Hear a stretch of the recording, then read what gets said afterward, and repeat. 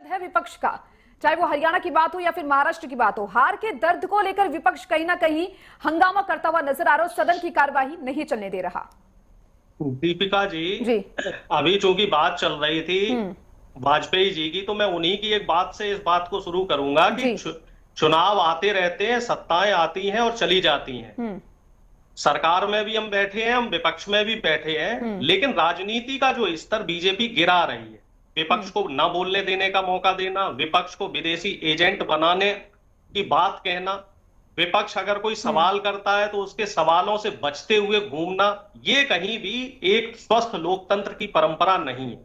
सरकार को चलाने में जितनी भूमिका सत्ता पक्ष की होती है, उतनी ही महत्वपूर्ण भूमिका विपक्ष की ही होती है। इसी तरीके से संसद का अगर सत्र चल रहा है और अगर विपक्ष कोई सवाल कर रहा है तो विपक्ष के सवालों को तवज्जो देना, विपक्ष के सवालों को सुनना और उनके जवाब देना भी सरकार की जिम्मेदारी होनी चाहिए। सिर्फ आप सारी की सारी तोहमत विपक्ष पे लगाकर आप जनता को मूर्ख नहीं बना सकते। जनता सब चीजें समझ रही। नेता विपक्ष होने के नाते कल राहुल गांधी जी संभल जाना चाह रहे थे, लेकिन पुलिस प्रशासन ने उन्हें संभल नहीं जाने दिया।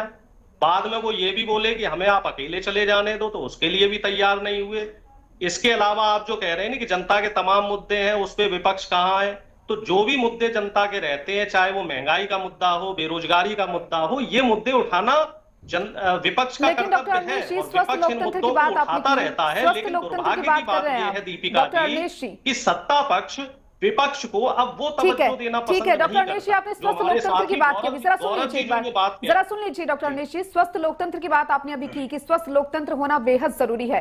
तो स्वस्थ लोकतंत्र तो ये भी कहता है कि जिस जनता ने आपको चुना है, अगर आप सदन में उनकी बात ही नहीं रख पा रही हैं, बस हंगामे पे हंगामे करते जा रहे हैं, तो वो आखिर आपको क्यों चुनेंगे?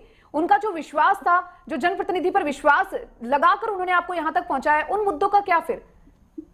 दीपिका जी, आखिर इसकी वजह समझिए ना जी कि हंगामा क्यों हो रहा है और सदन क्यों नहीं चल रहा है। आखिर प्रधानमंत्री जी और हमारे बीजेपी के साथी सवालों से क्यों डर रहे हैं?